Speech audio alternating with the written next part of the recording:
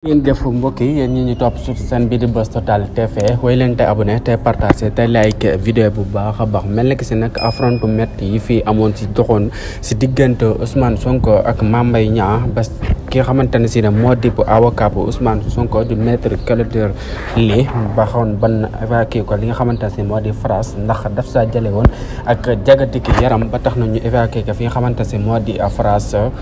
jële woon ko fii si Sénégal yóbbu ko foofu nag boobu nag am na ñuy wax ne daal dañ saa gis yeneen image yoo xamante ne si ne daal maître Clédor Ly daal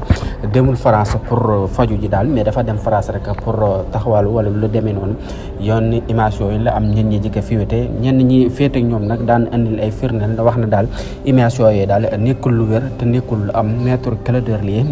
diggante Ousmane Sonko ak Mame Mbaye Niang ba leen àtte daal lam sa jële woon tawati yaram moo tax ñu évacué ko fi nga xamante ne si ne moo di France pour rek mu gën a mën a jàngat li nga xamante ne si ne moo di aw yaramam faj ko bu baax a baax.